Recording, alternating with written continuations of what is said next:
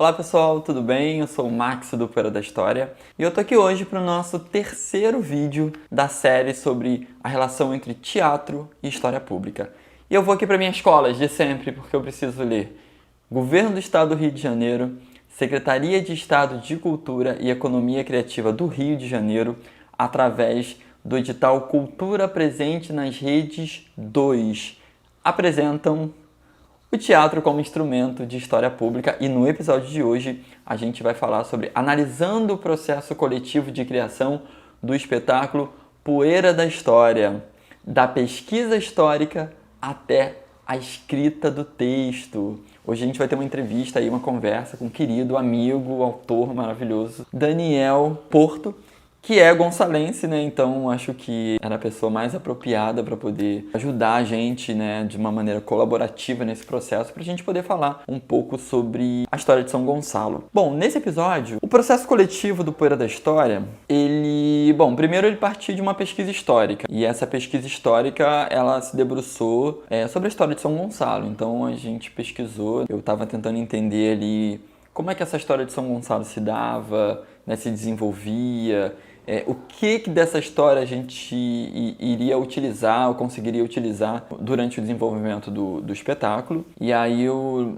lembro que no segundo semestre de 2020 a gente fez uma série de entrevistas que estão no canal do YouTube do Poeira da História, então assistam, estão também lá no Instagram do Poeira da História. A gente fez uma série de entrevistas para falar sobre patrimônio cultural de São Gonçalo. Então trouxemos professores, autores, enfim, artistas, pessoas que produzem cultura, arte em São Gonçalo. É importante pensar o seguinte: a gente partiu muito de um livro, que foi uma das referências nossas, que foi o livro Cambada, do Eric, né? O Eric Bernardes, que é um autor de São Gonçalo, é um autor maravilhoso, tem uma obra riquíssima. E o Eric, através de crônicas ali, ele vai partindo de situações do cotidiano, situações que ele vive, né? Muitas que ele viveu, né? Ele vai num bairro e aí ele narra a experiência dele no bairro e ele conecta essa experiência contemporânea, né, do tempo presente, com a história do bairro, com a história do lugar. Então o Cambada é uma referência muito importante para a gente pensar o Moleque São Gonçalo, que no final das contas, na escrita, também se tornou outra coisa, né? No final das contas, o Dani, né, o Daniel Porto, ele acabou utilizando muito pouco do Cambada, e a gente foi tendo um processo mais autoral do que o Dani pensava e do que nós produzíamos na sala de ensaio, que era a casa dos atores, né? Então a gente tem boa parte desses ensaios gravados, e aí o Dani acompanhava junto, ou ele assistia depois, e então a gente foi construindo o texto nesse diálogo, né? Então, só para vocês entenderem mais ou menos como é que é um processo de criação coletiva no teatro. Não exato como pode ser, né? Existem, né, várias formas de você criar um texto, de você produzir alguma coisa no teatro. Mas como é que nós no Poeira fizemos? Bom, primeiro todo mundo leu o texto do Cambada, que era uma forma de imersão mesmo no universo gonçalense, no universo dessas histórias. E aí a gente pensou em locais históricos que apareciam nesses textos, né? E aí a gente tem o centro da cidade, o Clube Mauá, a gente tem um Palacete de Mimi, a Fazenda Colubandê. Então a gente foi meio que elencando, né, pontos históricos da cidade de São Gonçalo, né? E a partir daí a gente começou a buscar notícias de jornal, leituras sobre a cidade de São Gonçalo, e começamos a levar isso para a sala de ensaio, né? E a partir daí o Dani foi desenvolvendo uma narrativa, a partir do que ele pegava na sala, do que ele criava individualmente, e a gente ia recebendo os textos. Então, quando a gente começou a ensaiar, a gente não sabia para onde ia exatamente. A gente recebeu uma parte do texto. Então, a gente começou a ensaiar aquele texto, e conforme o texto também ia sendo ensaiado, e a gente vendo a materialização daquele texto, aquilo também inspirava o autor, inspirava a direção, inspirava os atores, enfim, toda a técnica, todas as pessoas envolvidas no processo de criação. E isso é muito legal, porque a gente não começou com um texto pronto, né? A gente não sabia nada. E eu confesso que eu gosto muito de processos assim. A gente começa sem saber onde que isso vai terminar, né? A gente tem um objetivo, que era o foco principal, que era trabalhar com a memória de São Gonçalo, né? E com essa ideia de ressignificar essa memória como uma forma da gente também criar, reposicionar uma memória coletiva, uma identidade coletiva muito, eu não sei se o termo, eu pensei aqui em massacrado, atacado, mas muito conduzido para uma narrativa que acaba sendo depreciativa, né, pejorativa de localidades periféricas, mas a ideia era a valorização de São Gonçalo, né? A gente tem uma série de problemas em São Gonçalo, e temos mesmo, mas a gente também tem muita gente muito boa produzindo, e a gente tem muita história que acaba ficando invisibilizada, histórias que ficam apagadas nesse cenário. E aí o processo de criação partiu um pouco por aí, né? Da pesquisa até como o Dani, né, vai criar esse texto e tal. Então é isso, hoje a gente vai assistir um pouco da entrevista que eu fiz com o Daniel Porto, que é um autor maravilhoso, um amigo também querido, gonçalense, sobre o processo de criação do Período da História. Então fiquem aí, assistam a entrevista e no final eu volto pra gente conversar um pouquinho, tá bom? Até a próxima! Quer dizer, não, isso não é o final. Fiquem aí. Isso aqui é até a próxima, não. Calma, ainda não acabou. Tchau, tchau. Até daqui a pouco. Queria falar com o Daniel, Dani. Eu? Então, assim, o Daniel, não sei se todo mundo sabe, mas o Daniel também é historiador, né? Eu também sou historiador. Daniel historiador, formado pela UF, e então ele tem esse lugar aí de é um escritor, é um autor de teatro, mas também é um historiador. E aí o Dani, enfim, prontamente topou, tá no projeto e foi muito louco, porque assim, a gente não sabe, eu não sabia o que ia se tornar o projeto, eu não tinha ideia do que ia acontecer, e isso era ótimo também. A gente tinha uma ideia inicial, que era trabalhar a história de São Gonçalo, de como, de que maneira a gente poderia trazer essa história, contar essa história, mas ao mesmo tempo não é contar a história, muito a história oficial, a história dos livros, mas era uma história que está partindo muito dessas memórias, das lembranças desses personagens. E eu queria que você contasse como é que foi para você, Dani, porque também tem um outro detalhe, além de historiador, porque o projeto Poeira da História é ligado à história, à divulgação científica, à história pública, ou seja, de que maneira a gente pensa o conhecimento acadêmico também coloca ele para uma grande audiência, mas o Dani também é de São Gonçalo, né? Então também você está escrevendo de um lugar, né? Muito, muito, acho que tem um lugar de afeto grande, né? Quando se fala em São Gonçalo, enfim. Contem pra gente.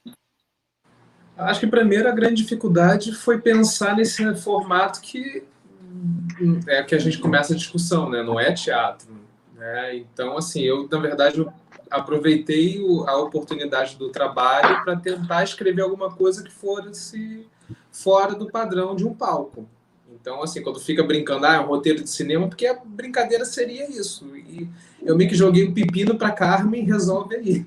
Então, vai na conta da diretora e foi na conta do Renato de sobra, né? Porque ficou junto aí, tomando surra.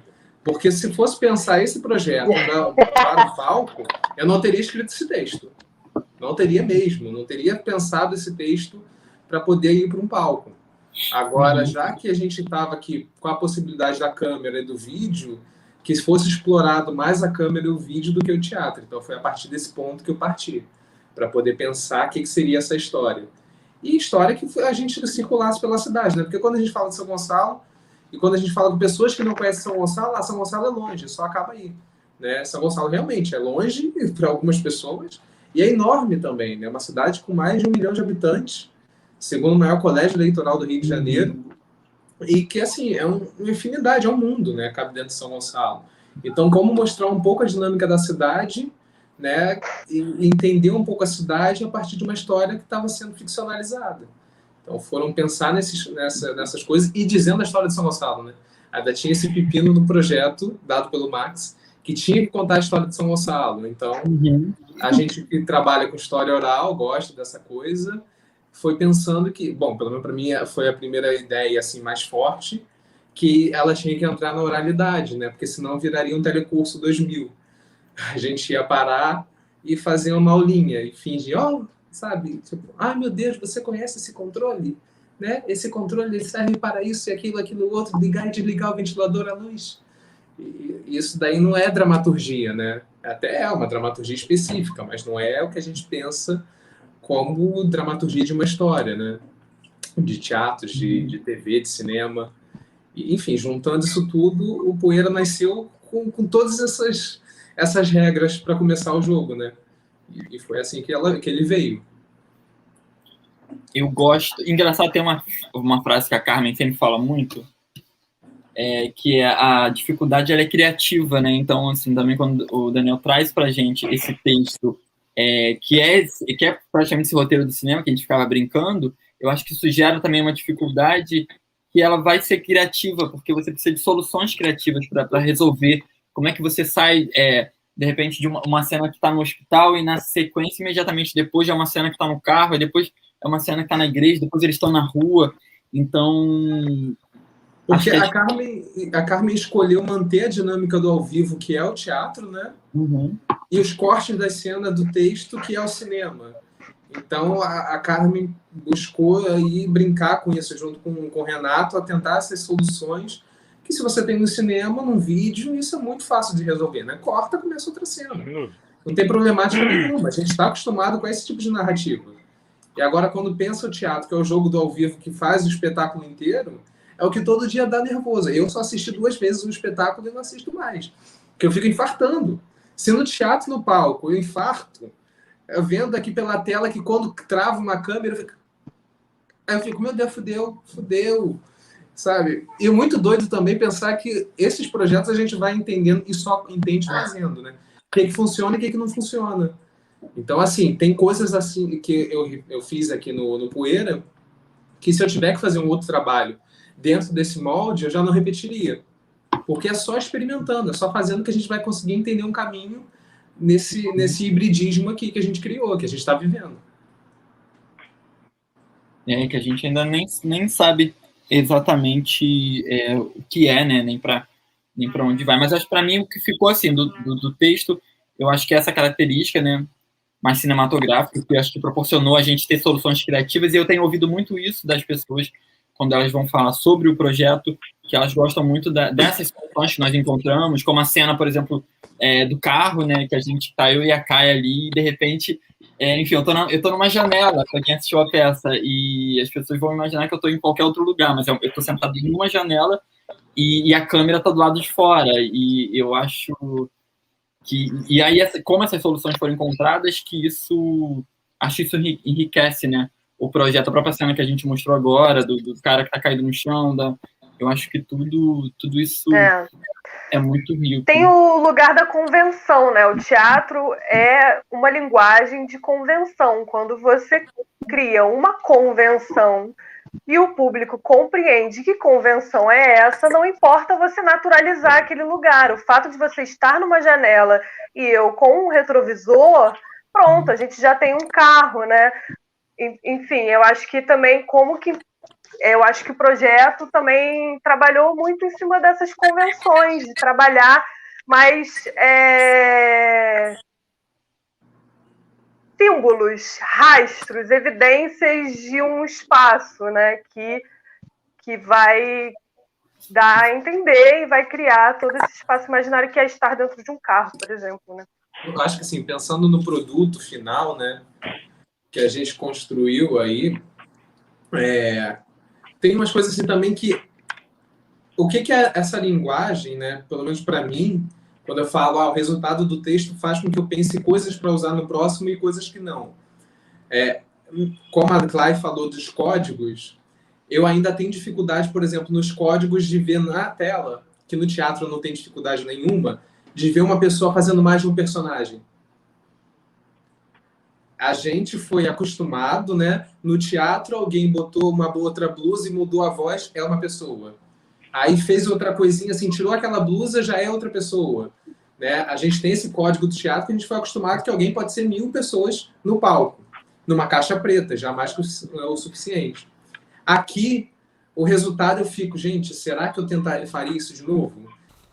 Então é isso, pessoal. Primeiro, muito obrigado. Se você chegou até aqui, significa que você viu a minha fala de abertura, que você assistiu a entrevista com o Daniel Porto.